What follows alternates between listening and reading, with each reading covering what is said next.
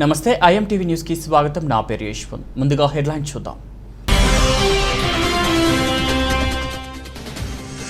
ఆసని తుఫాన్పై ఏపీ ముఖ్యమంత్రి వై జగన్మోహన్ రెడ్డి అధికారులతో సమీక్ష.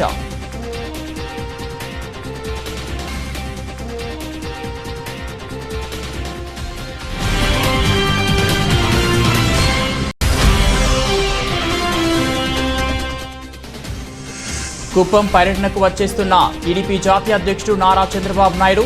స్వాగతం పలికిన టీడీపీ నాయకుడు రామనేని జయరాం నాయుడు.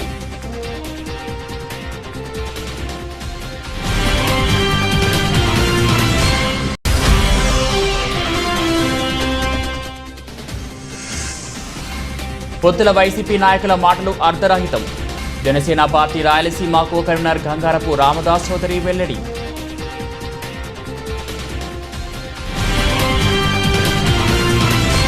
ఆసని తుఫాన్పై ఏపీ ముఖ్యమంత్రి వై జగన్మోహన్ రెడ్డి అధికారులతో సమీక్షా సమావేశం జరిపారు.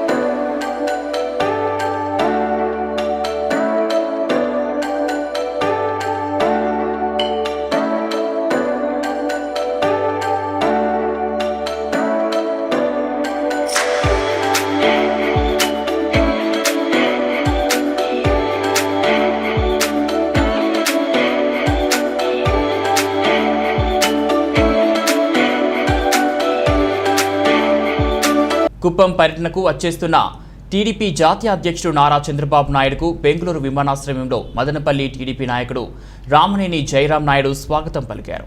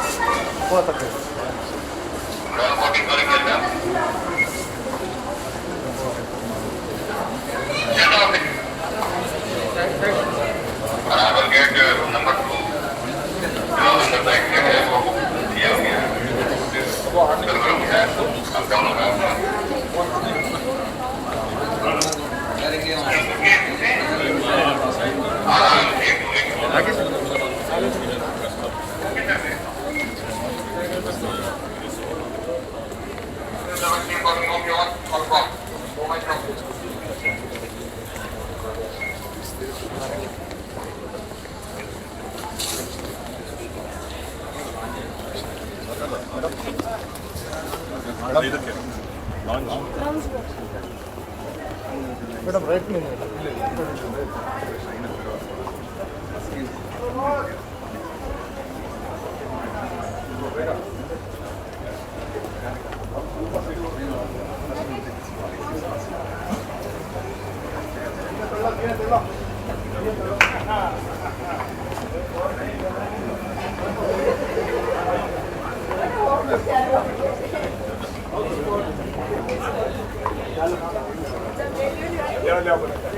अरे चलो साइड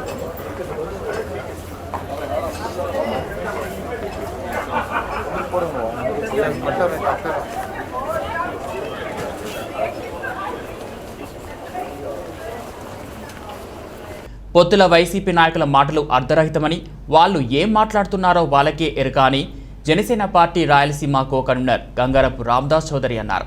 బుధవారం కమ్మ వీధిలోని జనసేన పార్టీ కార్యాలయంలో ఏర్పాటు చేసిన విలేకరుల సమావేశంలో జనసేన పార్టీ చిత్తూరు జిల్లా ప్రధాన కార్యదర్శి జంగాల శివరాం రాయల, జనసేన పార్టీ చేనేత విభాగం రాష్ట్ర ప్రధాన కార్యదర్శి అడప సురేంద్ర మాట్లాడారు. ఈ సందర్భంగా గంగారపు రామదాస్ చౌదరి మాట్లాడుతూ జగన్మోహన్ రెడ్డి ప్రభుత్వం విద్యుత్ విధానంపై తీవ్ర స్థాయిలో విమర్శలు చేశారు. ప్రభుత్వ వ్యతిరేక ఓటు చీలకుండా కలిసి వచ్చే వారితో పొత్తు ఉంటుందని పవన్ కళ్యాణ్ చెప్తే దానిపై పెడార్థాలు తీసుకొని చేస్తే విమర్శలు తాము కూడా సమాధానం చెప్పగలమని అన్నారు. ఈ సమావేశంలో జనసేన పార్టీ నాయకులు తోట కళ్యాణ్, గజ్జెలు రెడ్డెప్ప, ప్రదీప్ కుమార్ రెడ్డి, గ్రానైట్ బాబు, మారప్ప నాయక్, శివ, ఆనంద్ సాయి, నాగా, శంకర, సంజీవ్, మూర్తి, అంజీ, జయనారాయణ తదితరులు పాల్గొన్నారు. ఈ రాష్ట్ర ప్రభుత్వం విద్య వైద్యం మీద దృష్టి పెట్టడం లేదు. మన ఈ మధ్యన చూసుకుంటే మహిళలపైన ఎక్కువ అరాచకాలు జరుగుతున్నాయి. దానిపైన పోలీస్ శాఖ కానీ ఏమాత్రం స్పందించలేదు.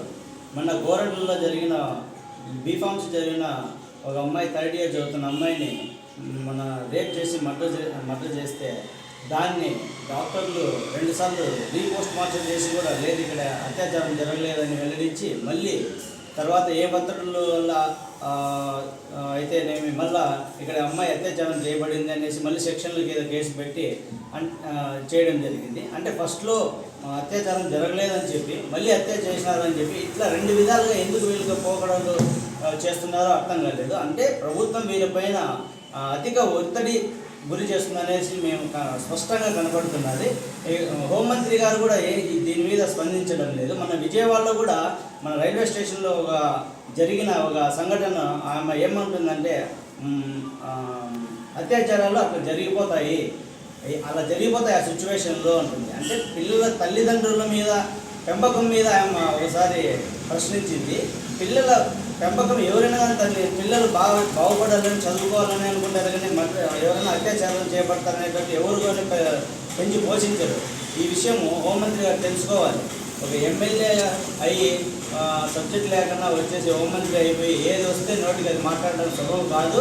దీన్ని మేము తీవ్రంగా ఖండిస్తున్నాం. మహిళలపైన అనేక దాడులు జరుగుతున్నాయి. నిన్న కూడా శ్రీకాళహస్తిలో మా ఇన్ఛార్జ్ వినితా కోట గారి మీద కూడా పోలీసులు అమానుషంగా దాడి చేయడం జరిగింది.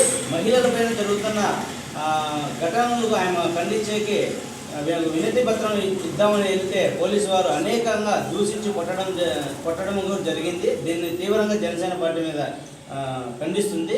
ఇక పైన మహిళలపైన దాడులు జరగకుండా చూసుకోవాల్సిన బాధ్యత ఈ ప్రభుత్వంపై ఉందని మేము తెలియజేస్తున్నాం. ఈరోజు ముఖ్యంగా ఈ సమావేశం నిర్వహించడానికి బలమైన కారణం ఉన్నది. మదనపల్లి సమస్యలే కాకుండా రాష్ట్ర వ్యాప్తంగా కూడా సమస్యలు సృష్టించే దాని మీద ఉంది వైసీపీ పార్టీ. ఏదో విధంగా సాఫీగా పోతా ఉన్నదాన్ని సమస్య సృష్టించి మళ్ళీ దాని మీద మళ్ళీ ఫైట్ చేసినామంటే మళ్ళీ ఇంకో సమస్య సృష్టిస్తారు. అంటే ప్రతి సమస్యని సృష్టించడం వల్లే దాని మీద మేము ప్రశ్నించినామంటే ఇంకో సమస్య సృష్టించి దృష్టి దాని మీద క్రియేట్ చేస్తాం. ఫస్ట్ ఇసుక మీద నూతన పాలసీ విధానం అన్నారు. అప్పుడు 1400 ట్రాక్టర్ తీసుకుంటే వీళ్ళ ప్రభుత్వం చేత 4000 రూపాయలు. ప్రతి ఒక్కటి అంతే. రియల్ ఎస్టేట్ గురించి చెప్పుకుంటే చాలా అన్యాయం. రియల్ ఎస్టేట్ అంటే జనసేన వాళ్ళు, వైసీపీ వాళ్ళు, తెలుగుదేశం వాళ్ళు అందరూ ఉంటారు. అవసరం ఉంటే భూములు అమ్ముకుంటారు, పెళ్లిళ్ళు అమ్ముకుంటారు, బిడ్డలు చదువులకు అమ్ముకుంటారు. పరిస్థితి అయితే చాలా దారుణమైంది. ఆల్రెడీ నిషేధిత జాబితా 2015 నుంచి ఉంది. కొన్ని సర్వే నెంబర్లు రిజిస్టర్ కావు. కానీ ఇప్పుడు వైసీపీ ప్రభుత్వం వచ్చిన తర్వాత దినానికి ఒక రూలు ఇది అనఫిషియల్ లేఅవుట్ అని, ఇది అన్అప్రూవ్డ్ లేఅవుట్ అని, దీనికి 5% కట్టినారని, దీనికి 20 అడుగులే రోడ్లు ఉన్నాయని, 2021 ముందు రిజిస్టర్లు అయితే ఇప్పుడు రిజిస్టర్లు కావని డైలీ ఒక రూల్. 2019 ఇప్పుడు ఇంకో కొత్త రూల్ అంట, 2019కి ముందు రిజిస్టర్లు అయినట్టు అవుతాయంట, 2019 నుంచి 2021 వరకు రిజిస్టర్ అయినట్టు కావంట. పోతే 2021 తర్వాత కూడా రిజిస్టర్ అయ్యాయి 22 వరకు, అవి మళ్ళీ ఇప్పుడు చేయరంట. అంటే మీరు తీసుకో ఉంటారు అవసరం పడి, ఈరోజు కూతురు చదువుకో, హాస్పిటల్కో, లేదంటే బిడ్డ పెళ్ళికో అమ్మాలి అనుకుంటే రిజిస్టర్ కాదు, కొనడం లేదు. సో మొత్తం సర్వనాశనం చేస్తాం. ఇన్కమ్ వచ్చే వ్యవస్థనంతా వాళ్ళ చెప్పు చేతుల్లో పెట్టుకునేదానికి ఇది కూడా వెనకాల పెద్ద డ్రామా జరుగుతూ ఉంది, నాటకం. లేదంటే ఏంటిది 21 వరకు రిజిస్టర్ అయ్యేటివి మీరే కదా రిజిస్టర్ చేశారు, మీ ప్రభుత్వమే కదా, ఇప్పుడు రిజిస్టర్ కాదు ఎందుకు? సో మీరు మళ్ళీ సమస్యలు సృష్టిస్తామన్నారు. ఇన్కమ్ని వచ్చే ఇన్కమ్ కూడా పోగొడతారు అన్ని రకాలుగా కూడా. మొన్న అంబటి రాంబాబు ఏమంటారు పవన్ కళ్యాణ్ గురించి, పవన్ కళ్యాణ్ కార్యకర్తలు పవన్ కళ్యాణ్ కోసం పనిచేస్తున్నాడు, పవన్ కళ్యాణ్ ఎవరి కోసం పనిచేస్తున్నాడు అని అడుగుతాడు అంబటి రాంబాబు. నేను అడుగుతాను ఆయన అసలు ఎవరి కోసం పనిచేస్తున్నాడు, నువ్వు ఎవరి కోసం పనిచేస్తావు ఇంతవరకు అర్థం కాదు, మమ్మల్ని తిట్టేదాని కోసం నేను ఉంటావు. నీకు పోలవరం ఇప్పుడు జల విద్యుత్ శాఖ మంత్రిగా ఇచ్చినారు, నువ్వు పోలవరం గురించి ఏం మాట్లాడుతూ ఉండవు, నీకే అర్థం కావడం లేదు. ఏదైనా మినిస్టర్ ఇస్తే దానికి సంబంధించిన దాని గురించి మాట్లాడదు, అది మాట్లాడవు, మమ్మల్ని తిట్టేదాని పనే ఉన్నాడు. పవన్ కళ్యాణ్ ఎవరి గురించి పనిచేస్తామంటే ప్రజల కోసం పనిచేస్తున్నాడు పవన్ కళ్యాణ్. రాష్ట్రము ఆర్థికంగా చాలా దెబ్బతిరిగింది కాబట్టి మొత్తం అన్ని రకాలు కూడా నాశనం అయిపోయింది, అన్ని రకాలు కూడా దెబ్బతీసిన ప్రభుత్వం అని చెప్పి ఆయన స్వచ్ఛందంగా సంపాదించిన డబ్బులు 30 కోట్లు పైగా ఇస్తాం. నేను అడుగుతా ఉన్నాను వైసీపీ కార్యకర్తలు, నేను నాయకుల్ని, మినిస్టర్ని, ఎంపీని, మీరు సంపాదించిన డబ్బులు 30 కోట్లు కాదు 3 కోట్లు ఇచ్చిన సందర్భం ఏదైనా ఈ రాష్ట్ర చరిత్రలో ఉందా? మీకు సంపాదించిన డబ్బులు ప్రభుత్వంలోకి వచ్చి రూలింగ్కి వస్తే అది ఇచ్చేది కాదు. మీరు సంపాదించిన డబ్బులు ఇందప్ప నువ్వు 1 లక్ష రూపాయలు పెట్టుకో, నువ్వేదో ఆర్థికంగా దెబ్బతిన్నావు ఇచ్చిన సందర్భం ఏదైనా ఉందా? అలాంటి న్యూస్లు ఏమైనా ఉన్నాయా? మేము ఇస్తా ఉన్నాం, ఆయన సంపాదించినాడు, డబ్బులు ఇస్తా ఉన్నాడు. రైతులు చాలామంది నష్టపోయి ఆత్మహత్యలు చేసుకుంటే వాళ్ళ కుటుంబాలు బాగుపరచడం కోసము కుటుంబానికి 1 లక్ష రూపాయలు ఇస్తాం. ఆయన 1 లక్షలు ఇస్తే మీరు 7 లక్షలు ఇస్తాం. కాబట్టి ప్రజలందరూ తెలుసుకోవాలా, సమస్యలు సృష్టిస్తూ ఉండేది వైసీపీ ప్రభుత్వము. ఈ ప్రభుత్వాన్ని మీరు ఖచ్చితంగా నిలదీయండి. ఈ ప్రభుత్వం అంతమయ్యేంత వరకు మన ఆంధ్రప్రదేశ్ భవిష్యత్తు బాగుపడదని ఈ సందర్భంగా నేను కోరుకుంటూ సెలవు తీసుకుంటాను. జై జనసేన. ఈరోజు ముఖ్యంగా ఈ సమావేశం నిర్వహించేదానికి బలమైన కారణం ఉన్నది. మదనపల్లి సమస్యలే కాకుండా రాష్ట్ర వ్యాప్తంగా కూడా సమస్యలు సృష్టించేదాని మీద ఉంది వైసీపీ పార్టీ. ఏదో విధంగా సాఫీగా పోతా ఉన్నదాన్ని సమస్య సృష్టించి మళ్ళీ దాని మీద మళ్ళీ ఫైట్ చేసినామంటే మళ్ళీ ఇంకో సమస్య సృష్టిస్తారు. అంటే ప్రతి సమస్యని సృష్టించడం వల్లే దాని మీద మేము ప్రశ్నించినామంటే ఇంకో సమస్య సృష్టించి దృష్టి దాని మీద క్రియేట్ చేస్తాం. ఫస్ట్ ఇసుక మీద నూతన పాలసీ విధానం అంటే అప్పుడు 1400 ట్రాక్టర్ తీసుకుంటే వీళ్ళ ప్రభుత్వం చేత 4000 రూపాయలు. ప్రతి ఒక్కటి అంతే. ఇప్పుడు రియల్ ఎస్టేట్ గురించి చెప్పుకుంటే చాలా అన్యాయం. రియల్ ఎస్టేట్ అంటే జనసేన వాళ్ళు, వైసీపీ వాళ్ళు, తెలుగుదేశం వాళ్ళు అందరూ ఉంటారు. అవసరం ఉంటే భూములు అమ్ముకుంటారు, పెళ్ళిళ్ళకు అమ్ముకుంటారు, బిడ్డల చదువులకు అమ్ముకుంటారు. పరిస్థితి అయితే చాలా దారుణమైంది. ఆల్రెడీ నిషేధిత జాబితా 2015 నుంచి ఉంది. కొన్ని సర్వే నెంబర్లు రిజిస్టర్ కావు.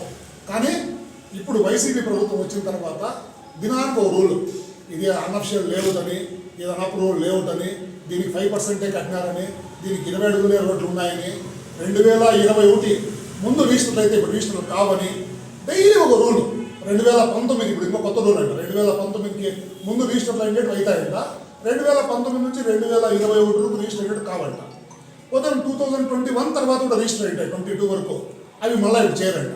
అంటే మీరు తీసుకో ఉంటారు అవసరం పడి, ఈరోజు కూతురు చదువుకో, హాస్పిటల్కో, లేదంటే బిడ్డ పెళ్ళికో అమ్మాలి అనుకుంటే రిజిస్టర్ కాదు, కొనడం లేదు. సో మొత్తం సర్వనాశనం చేస్తాం. ఇన్కమ్ వచ్చే వ్యవస్థనంతా వాళ్ళ చెప్పు చేతుల్లో పెట్టుకునేదానికి ఇది కూడా వెనకాల పెద్ద డ్రామా జరుగుతూ ఉంది, నాటకం. లేదంటే ఏంటిది 21 వరకు రిజిస్టర్ అయ్యేటివి మీరే కదా రిజిస్టర్ చేశారు, మీ ప్రభుత్వమే కదా, ఇప్పుడు రిజిస్టర్ కాదు ఎందుకు? సో మీరు మళ్ళీ సమస్యలు సృష్టిస్తామన్నారు. ఇన్కమ్ని వచ్చే ఇన్కమ్ కూడా పోగొడతాం అన్ని రకాలుగా కూడా. మొన్న అంబటి రాంబాబు ఏమంటారు పవన్ కళ్యాణ్ గురించి, పవన్ కళ్యాణ్ కార్యకర్తలు పవన్ కళ్యాణ్ కోసం పనిచేస్తున్నాడు, పవన్ కళ్యాణ్ ఎవరి కోసం పనిచేస్తున్నాడు అని అడుగుతాడు అంబటి రాంబాబు. నేను అడుగుతాను ఆయన అసలు ఎవరి కోసం పనిచేస్తున్నాడు, నువ్వు ఎవరి కోసం పనిచేస్తావు ఇంతవరకు అర్థం కాదు, మమ్మల్ని తిట్టేదాని కోసం నేను ఉంటావు. నీకు పోలవరం ఇప్పుడు జల విద్యుత్ శాఖ మంత్రిగా ఇచ్చినారు, నువ్వు పోలవరం గురించి ఏం మాట్లాడుతూ ఉండవు, నీకే అర్థం కావడం లేదు. ఏదైనా మినిస్టర్ ఇస్తే దానికి సంబంధించిన దాని గురించి అది మాట్లాడవు, మమ్మల్ని తిట్టేదాని పనే ఉన్నాడు. పవన్ కళ్యాణ్ ఎవరి గురించి పనిచేస్తామంటే ప్రజల కోసం పనిచేస్తున్నాం. పవన్ కళ్యాణ్ రాష్ట్రము ఆర్థికంగా చాలా దెబ్బతిరిగింది కాబట్టి మొత్తం అన్ని రకాలు కూడా నాశనం అయిపోయింది, అన్ని రకాలు కూడా దెబ్బతీసినారు ప్రభుత్వం అని చెప్పి ఆయన స్వచ్ఛందంగా సంపాదించిన డబ్బులు 30 కోట్లు పైగా ఇస్తాం. నేను అడుగుతా ఉన్నాను వైసీపీ కార్యకర్తలు, నేను నాయకుల్ని, మినిస్టర్ని, ఎంపీని, మీరు సంపాదించిన డబ్బులు 30 కోట్లు కాదు 3 కోట్లు ఇచ్చిన సందర్భం ఏదైనా ఈ రాష్ట్ర చరిత్రలో ఉందా? మీరు సంపాదించిన డబ్బులు ప్రభుత్వంలోకి వచ్చి రూలింగ్కి వస్తే అది ఇచ్చేది కాదు. మీరు సంపాదించిన డబ్బులు ఇందప్ప నువ్వు 1 లక్ష రూపాయలు పెట్టుకో, నువ్వేదో ఆర్థికంగా దెబ్బతిన్నావు ఇచ్చిన సందర్భం ఏదైనా ఉందా? అలాంటి న్యూస్లు ఏమైనా ఉన్నాయా? మేము ఇస్తా ఉన్నాం, ఆయన సంపాదించినాడు, డబ్బులు ఇస్తా ఉన్నాడు. రైతులు చాలామంది నష్టపోయి ఆత్మహత్యలు చేసుకుంటే వాళ్ళ కుటుంబాలు బాగుపరచడం కోసము కుటుంబానికి 1 లక్ష రూపాయలు ఇస్తాం. ఆయన 1 లక్ష ఇస్తే మీరు 7 లక్షలు ఇస్తాం. కాబట్టి ప్రజలందరూ తెలుసుకోవాలా, సమస్యలు సృష్టిస్తూ ఉండేది వైసీపీ ప్రభుత్వము. ఈ ప్రభుత్వాన్ని మీరు ఖచ్చితంగా నిలదీయండి. ఈ ప్రభుత్వం అంతమయ్యేంత వరకు మన ఆంధ్రప్రదేశ్ భవిష్యత్తు బాగుపడదని ఈ సందర్భంగా నేను కోరుకుంటూ సెలవు తీసుకుంటాను. జై జనసేన. ఏదైనా ఒక సంసారం, కుటుంబం బాగా జరగాలంటే ఆ ఇంటి యజమాని కానీ ఆ ఇంటి గృహిణి కానీ మొట్టమొదట పొదుపు నేర్చుకోవాలి, పొదుపు చేయడం నేర్చుకోవాలి. ఆ పొదుపు ఎవరైతే చేస్తారో ఆ కుటుంబము 10 కాలాల పాటు చల్లగా ఉంటుంది. ఈరోజు ఈ రాష్ట్రము విద్యుత్ పరిస్థితి చూస్తూ ఉంటే ఈ ముఖ్యమంత్రికి కానీ విద్యుత్ మంత్రికి కానీ అసలు ఈ ప్రభుత్వానికి ఎటువంటి ముందు చూపు కానీ ఎటువంటి అవగాహన కానీ లేకుండా నిరంతరాయంగా ఉన్న విద్యుత్తున్న ఈ ఆంధ్ర రాష్ట్రాన్ని ఈరోజు ఈ వైసీపీ ప్రభుత్వము అంధకారంలోకి నెట్టేసింది.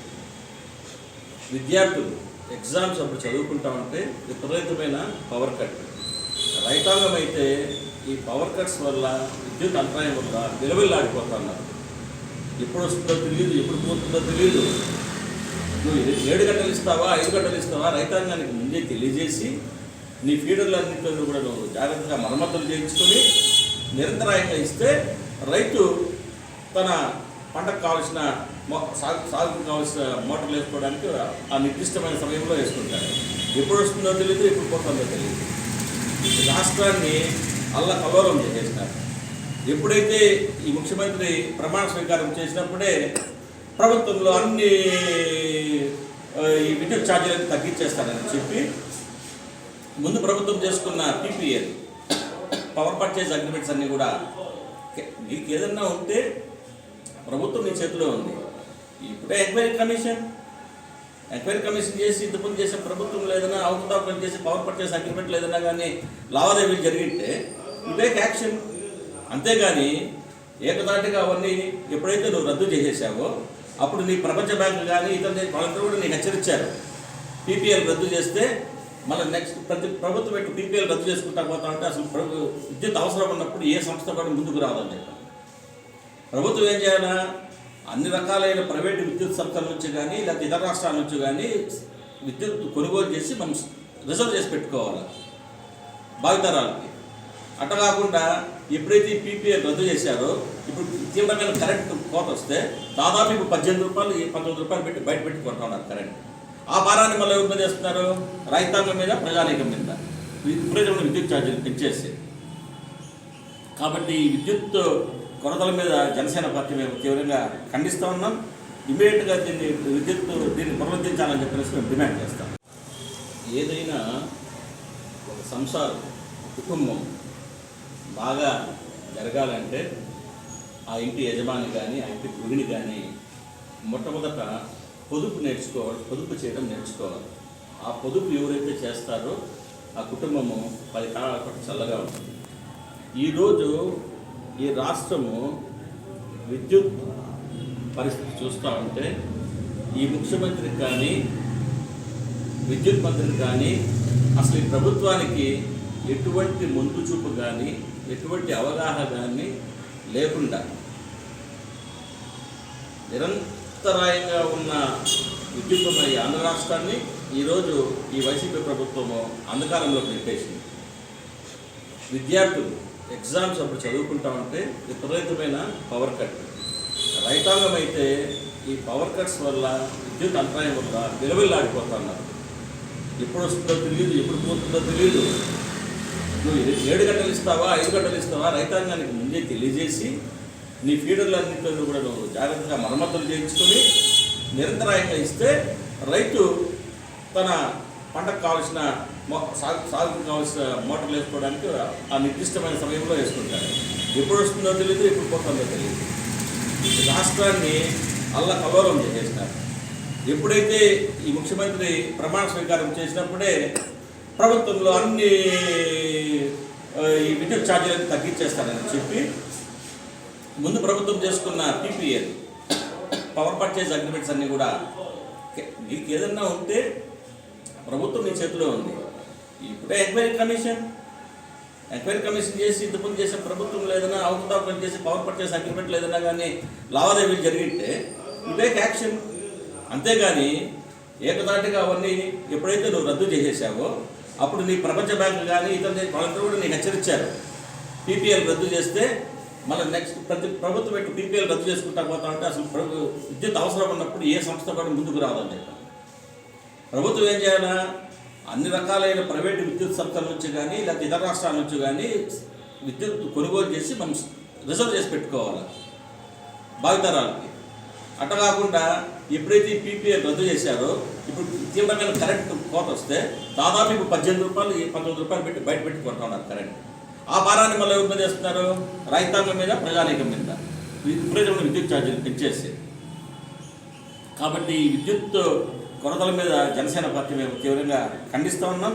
ఇమీడియట్గా దీన్ని పునరుద్ధరించాలని చెప్పేసి మేము డిమాండ్ చేస్తాం. చూస్తూ ఉన్నారు గత కొద్ది రోజులుగా అన్ని electronic media, print media, YCP party సోదరులు, టీవీలో విశ్లేషకులు అనేక మంది అనేక రకాలుగా వాళ్లకు తోచిన విధంగా ఈ పొత్తుల గురించి చర్చకు తరలేస్తున్నారు.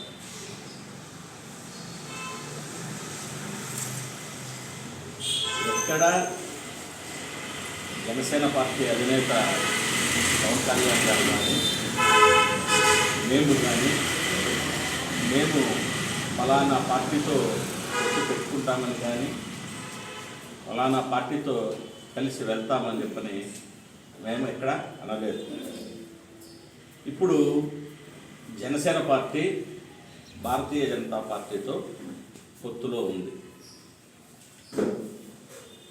సరే, ఎన్నికలు అన్నాక వ్యూహాలు ఉంటాయి, ప్రతి వ్యూహాలు ఉంటాయి, ఎత్తులు ఉంటాయి, ఎత్తులకు పై ఎత్తులు ఉంటాయి, పొత్తులు ఉంటాయి. అది మా నాయకుడు చెప్పిన ఏమంటే రాష్ట్రాన్ని ఒక అగ్నిగుండంగా, రాష్ట్రాన్ని ఒక శ్మశానంగా, రాష్ట్రాన్ని ఒక ఎడాలాగా మారుస్తున్నారు. కాబట్టి ఈ ప్రభుత్వాన్ని గద్దెదించాలంటే ప్రభుత్వ వ్యతిరేక ఓటును చీల్చనేను. ఆ బాధ్యతను జనసేన పార్టీ తీసుకుంటుంది.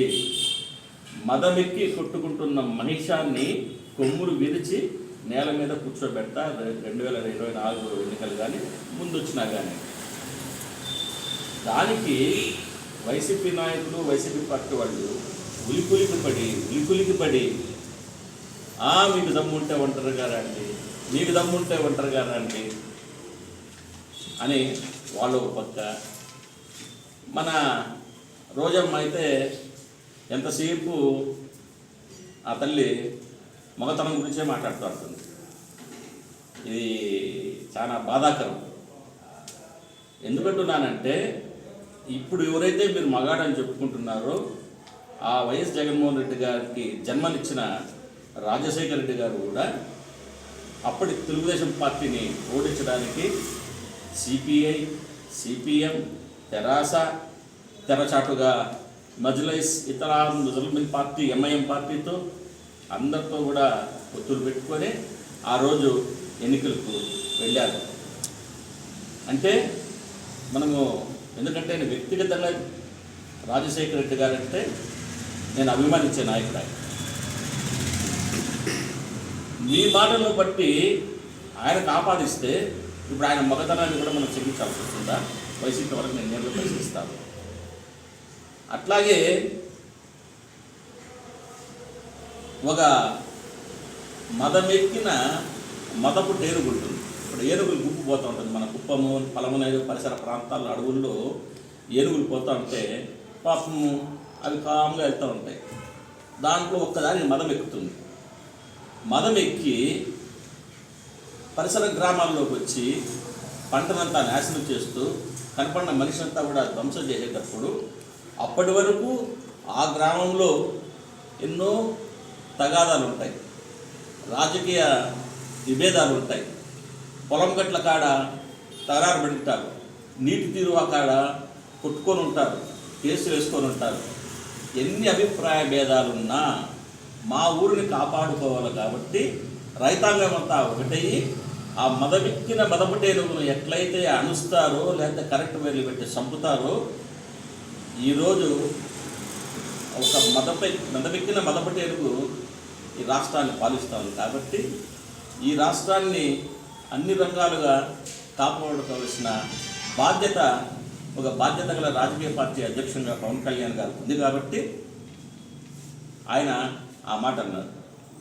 కాబట్టి దయచేసి నేను వైసీపీ మిత్రులకి చెప్పేదేమంటే, మీరు నిజంగా ఈ రాష్ట్రానికి అంత మేలు చేసుకుంటే, ఈ రాష్ట్రాన్ని మీరు ప్రగతి వైపు నడిపించి ఉంటే ప్రజలే మీకు ఓట్లు వేస్తారు.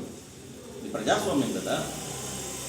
కాబట్టి మేము ఎవరితో కలవాలో, మేము ఎవరితో కలుస్తున్నామో మీరు చెప్పాల్సిన అవసరం లేదు. అది అప్రాపరేట్ టైంలో మా నాయకుడు పవన్ కళ్యాణ్ గారు ఆయన నిర్ణయం తీసుకుంటారు. ఆయన ఏ నిర్ణయం తీసుకుంటే మా జన సైనికులుగా, క్రమశిక్షణ గల జన సైనికులుగా ఆయన నిర్ణయాన్ని తూచా తప్పకుండా పాటించడమే మా వంతు. కాబట్టి వాళ్ళందరికీ కూడా దయచేసి ఇంకొకసారి ఇక్కడున్న మదనపల్లిలో ఉన్న వైసీపీ కార్యకర్తలు కానీ, జిల్లా వారు కానీ, రాష్ట్రంలో అందరికీ కూడా మేము విజ్ఞప్తి చేస్తాము. కాబట్టి ఇది తగ్గించుకోండి. అట్లాగే మిత్రులున్నారు, అందరూ మాట్లాడుతున్నారు పాయింట్స్. మదనపల్లె టౌన్ అనపగుట్ట గోవర్ధనగిరి శ్రీకృష్ణి ఆలయం ధ్వజస్తంభ ప్రతిష్ఠ, మూల విరాట్ విగ్రహాలను ధాన్యం నుండి జలాదివాసం ఘనంగా నిర్వహించారు. మాజీ ఎమ్మెల్యే దేశా తిప్పారెడ్డి ధ్వజస్తంభ ప్రతిష్ఠ కార్యక్రమంలో ముఖ్య అతిథిగా విచ్చేశారు. ఈ సందర్భంగా ఆలయ కమిటీ సభ్యులు మాట్లాడుతూ జూన్ నెల 7వ తేదీ నుంచి 12వ తేదీ వరకు విగ్రహ ప్రతిష్ఠ కార్యక్రమం వైభవోపేతంగా నిర్వహించడం జరుగుతుందని తెలిపారు. ఈ కార్యక్రమంలో పెద్ద ఎత్తున ప్రజలు పాల్గొని ఈ కార్యక్రమాన్ని జయప్రదం చేయాలని కోరారు. कृष्ण कृष्ण हरे हरे हरे राम हरे राम राम राम हरे हरे गोविंदा गोविंदा गोविंदा गोविंदा गोविंदा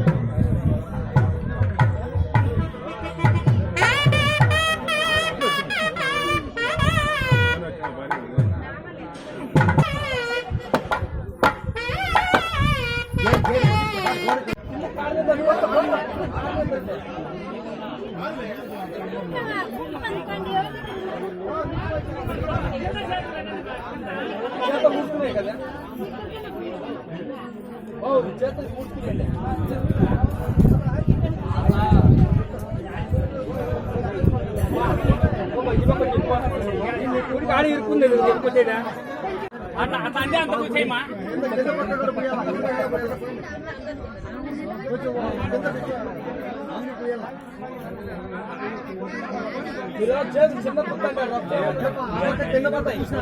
ఈరోజు మదనపల్లి చరిత్ర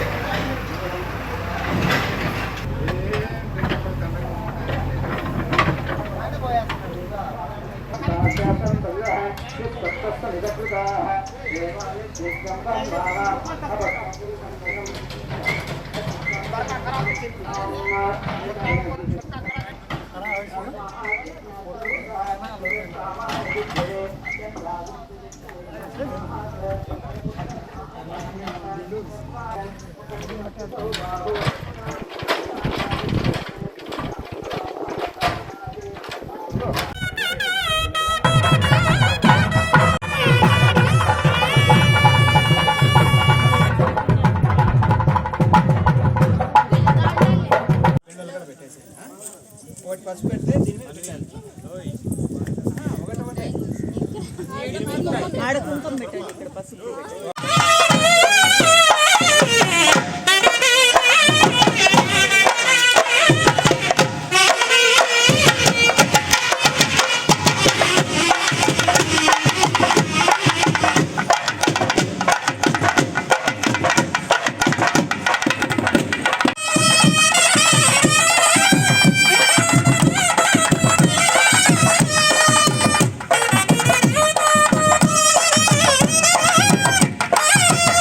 అత్యంత ప్రతిష్టాత్మకంగా భక్తి శ్రద్ధలతో ఈరోజు శ్రీకృష్ణ ఆలయాన్ని కట్టడం జరుగుతోంది. దాంతోపాటు ఈరోజు ధ్వజస్తంభాన్ని ప్రతిష్ఠిస్తున్నారు. ఈ కార్యక్రమం నిర్విఘ్నంగా జరిగి మదనపల్లి పట్టణంలోనే అత్యంత రమణీయ ప్రదేశంగా ఇది విరాజిల్లాలని భక్తులందరికీ అందరికీ మేలుకొలుపుగా ఉండాలని చెప్పి కోరుకుంటూ ఈ కార్యక్రమాన్ని మొట్టమొదటి నుంచి ముందుండి నడిపిస్తున్నటువంటి ఆలోచన పెద్దలు కృష్ణ గారు అయితేమి, రమణాన్న అయితేమి, మన శంకర కృష్ణ అందరికీ, సురేష్ ప్రతి ఒక్కరికి కూడా పేరు పేరున నమస్కారాలు తెలియజేసుకుంటూ ఈ కార్యక్రమం నిర్విఘ్నంగా సాగాలని దేవుని యొక్క ఆశీస్సులు, శ్రీకృష్ణుని ఆశీస్సులు అందరికీ ఉండాలని కోరుకుంటూ మనకి ఆహ్వానం అందించి ఈ కార్యక్రమానికి ఆహ్వానించిన అందరికీ నమస్కారం. చిత్తూరు జిల్లాలోనే అతిపెద్ద ప్రాంగణంలో ప్రతిష్టాత్మకంగా నిర్మిస్తున్నటువంటి శ్రీకృష్ణ ఆలయ ధ్వజస్తంభ ప్రతిష్టాపన కార్యక్రమం ఈరోజు జయప్రదంగా చేస్తున్నాము. అదేవిధంగా రేపు నెల 7వ తారీఖు నుంచి 12వ తారీఖు వరకు 5 రోజుల పాటు వివిధ కార్యక్రమాలు, 10వ తారీఖు విగ్రహం ప్రముఖులచే ప్రవచనాలు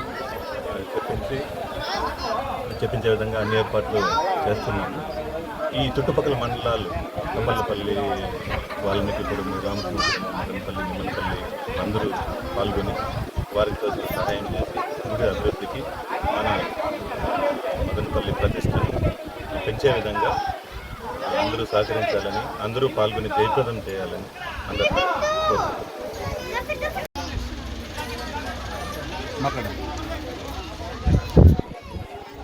ఈరోజు మదనపల్లి చరిత్రలో ఒక సువర్ణ అధ్యాయాన్ని సృష్టించబోతున్న ఈ గోవర్ధనగిరి శ్రీకృష్ణ ఆలయంలో గత 3 సంవత్సరాలుగా యాదవ సంక్షేమ సంఘ ఆధ్వర్యంలో శ్రీకృష్ణ ఆలయం నిర్మించబడుతుంది. అందులో భాగంగా ఈరోజు ధ్వజస్తంభ నిర్మాణము ఇక్కడ చేపట్టడం జరిగింది.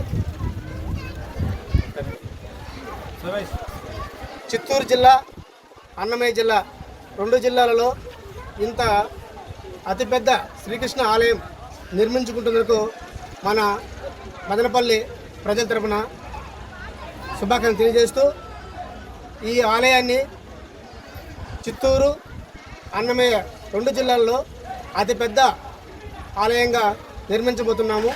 దీనికి అనేక దాతల సహకారం అందించడం జరిగింది. ఈ సహకారం అందించిన దాతల ప్రతి ఒక్కరికి ఆలయ నిర్మాణ కమిటీ తరఫున ప్రత్యేక ధన్యవాదాలు తెలియజేస్తూ రేపు నెల 10వ తేదీన ఇక్కడ విగ్రహ ప్రతిష్ఠ కూడా జరుగుతుంది. అదేవిధంగా గత 3 నెలలుగా ఇక్కడ విగ్రహాలు ధాన్యంలో నింపడం జరిగింది. ఈరోజు నీళ్ళల్లో నింపుతాము. తర్వాత రేపు నెల 10వ తేదీన ఇక్కడ ప్రతిష్ఠిస్తాము. దీనికి ప్రజలందరూ, ఈ మదనపల్లి ప్రజలందరూ సహకరించి వారి యొక్క అమూల్యమైనటువంటి ధన వస్తు రూపేణ ఈ ఆలయానికి సహకరించవలసిందిగా శ్రీకృష్ణ ఆలయ కమిటీ తరఫున మేము ప్రత్యేకంగా కోరుకుంటున్నాము. ధన్యవాదాలు. కోమటివాణి చెరువు ఆక్రమణను తొలగింపు అంతా బూటకమని సిపిఎం జిల్లా కార్యదర్శి వర్గ సభ్యులు పి శ్రీనివాసులు ఆరోపించారు. బుధవారం కోమటివాణి చెరువులో రెవెన్యూ అధికారులు ఆక్రమణను తొలగించి బోర్డులు పెట్టిన ప్రాంతంలో పర్యటించి వివరాలు తెలుసుకున్న అనంతరం శ్రీనివాసులు మాట్లాడుతూ 2019 మే 27న సిపిఎం ఇతర సంఘాలను కలుపుకొని చేసిన పోరాటం ఫలితంగా అప్పటి సబ్ కలెక్టర్ కీర్తి చేకూరి ఆదేశాలతో తొలగించిన ప్రాంతంలో జేసీబీలతో చెట్లను తొలగించి బోర్డులు పెట్టిన రెవెన్యూ అధికారులు హైడ్రామా నడిపారు తప్ప కోమటివాణి చెరువు కాపాడాలనే చిత్తశుద్ధి కొంచెం కూడా లేదని ఆగ్రహం వ్యక్తం చేశారు. ఆక్రమణలు తొలగించి 24 గంటలు కూడా గడవక ముందే రియల్టర్లు వాలిపోయి జేసీబీలతో మట్టిని తవ్వి చెరువును పూడుస్తున్న అధికారులు పత్తాలేరని, రియల్ ఎస్టేట్ వ్యాపారులకు ఊడిగం చేయడంలో భాగంగానే హైడ్రామా నడిపాడని అనుమానం వ్యక్తం చేశారు. 2019 మే, జూన్ నెలల్లో కోమటివాణి చెరువు ఆక్రమణలపై చేసిన సర్వే వివరాలను బహిర్గతం చేసి ఆ వివరాల ప్రకారం కోమటివాణి చెరువులో ఆక్రమణలు తొలగించాలని, అక్రమ నిర్మాణాలకు అవకాశం కల్పించిన అధికారులపై చర్యలు తీసుకోవాలని డిమాండ్ చేశారు. మదనపల్లె శాసనసభ్యుడు నవాజ్ బాషా జోక్యం చేసుకుని ఆర్డీఓపై ఒత్తిడి తీసుకొచ్చి ఇరిగేషన్, రెవెన్యూ, మున్సిపల్ అధికారులను సమన్వయం చేసి కోమటివాణి చెరువులో ఆక్రమణలు పూర్తిగా తొలగించే విధంగా చర్యలు తీసుకోవాలని డిమాండ్ చేశారు. కోమటివాణి చెరువు పరిరక్షణ కోసం పోరాటం ఉధృతంగా చేస్తామని హెచ్చరించారు. కోసమే నిన్న కోమటివాణి చెరువులో హడావిడిగా ఆక్రమణ తొలగింపు పేరుతో డ్రామా ఆడారు తప్ప వీళ్ళకి ఏమాత్రం కోమటివాణి చెరువును పరిరక్షించాలనేటటువంటి చిత్తశుద్ధి లేదని చెప్పేటటువంటిది ఈ సంఘటన చూసిన తర్వాత ఎవరికైనా అర్థమవుతుంది. అందుకనే మేము సిపిఎం తరఫున హెచ్చరిస్తున్నాం.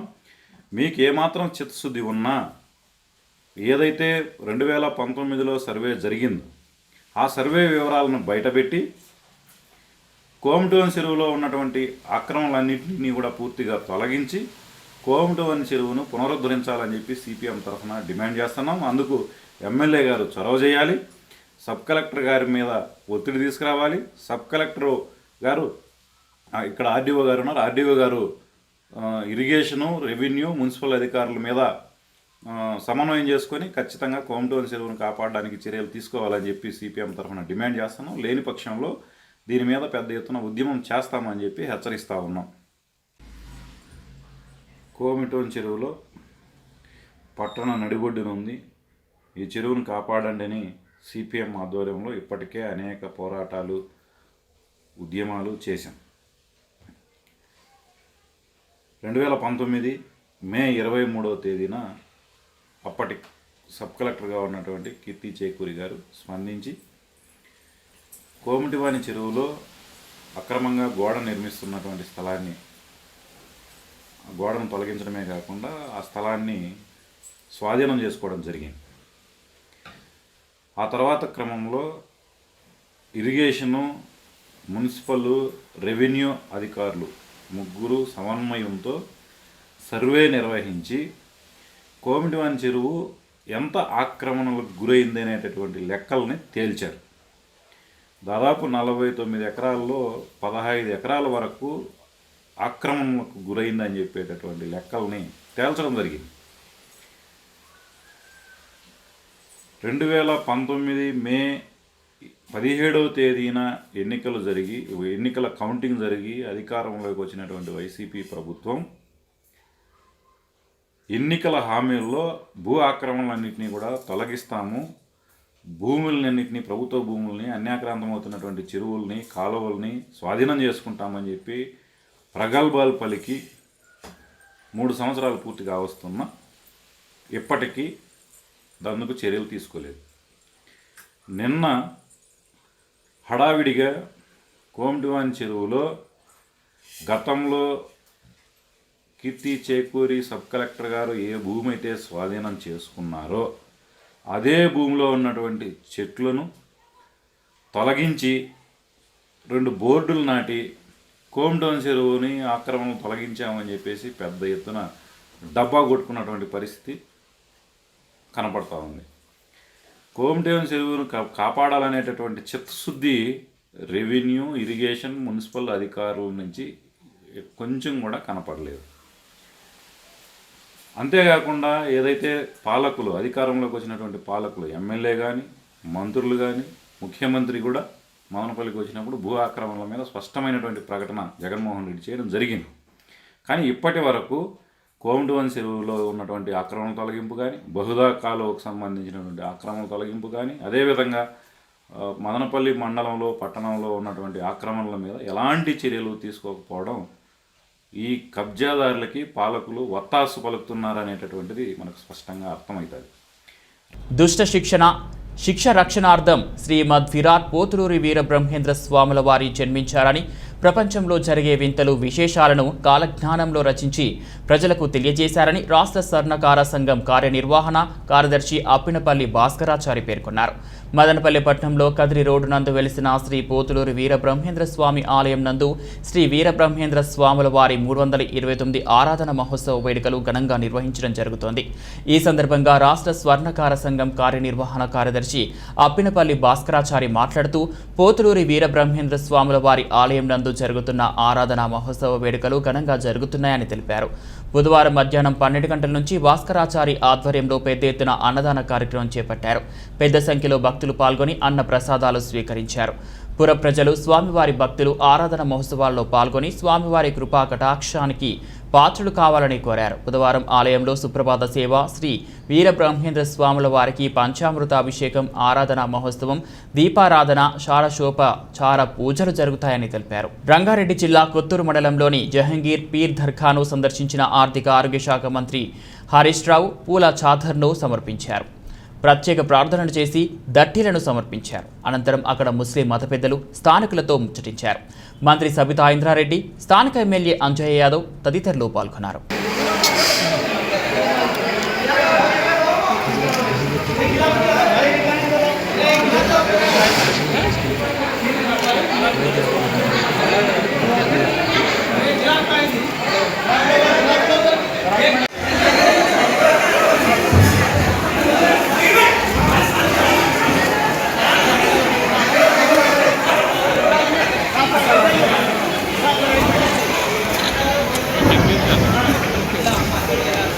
గడప గడపకు మన ప్రభుత్వం కార్యక్రమంలో భాగంగా మదనపల్లి పట్టణం 1వ వార్డులో పర్యటించి ప్రజా సమస్యలు తెలుసుకొని అక్కడే పరిష్కరించిన ఎమ్మెల్యే నవాజ్ బాషా. ఈ కార్యక్రమంలో municipal chairperson Manoja, councillor Shri Srinivasulu, market director Thatti Srinivasulu Reddy, municipal commissioner Raghunatha Reddy, సచివాలయ సిబ్బంది, వార్డు వాలంటీర్లు పాల్గొన్నారు.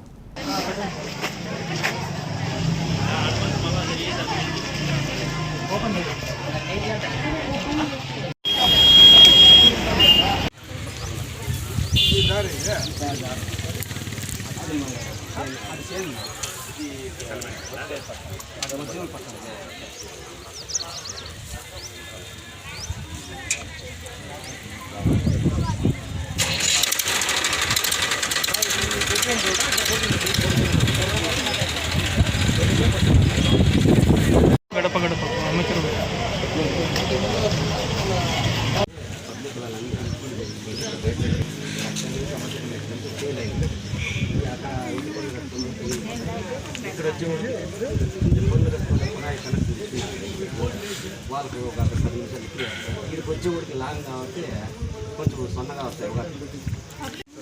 పైప్ లైన్ మళ్ళీ విని చేసుకుంటాం. పైప్ లైన్ తెప్పించి దాంట్లో చేసుకోవాలి. మా శిరీష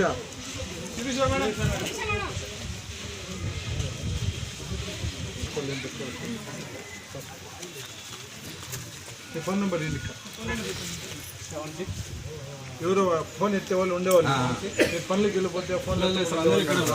బులెటిన్ ముగించే ముందు హెడ్లైన్స్ మరోసారి. అసని తుఫాన్పై ఏపీ ముఖ్యమంత్రి వై జగన్మోహన్ రెడ్డి అధికారులతో సమీక్ష.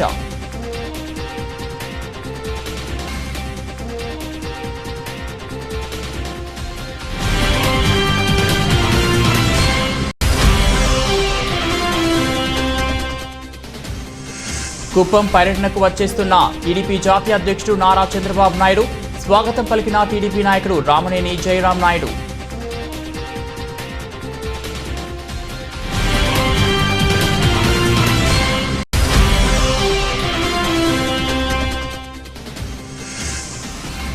పొత్తుల వైసీపీ నాయకుల మాటలు అర్ధరహితం.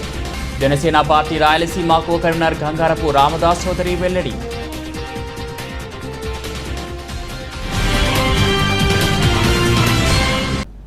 ఇవి బులెటిన్ అప్డేట్స్. మరో బులెటిన్లో మళ్ళీ కలుద్దాం. అంతవరకు సెలవు. నమస్తే.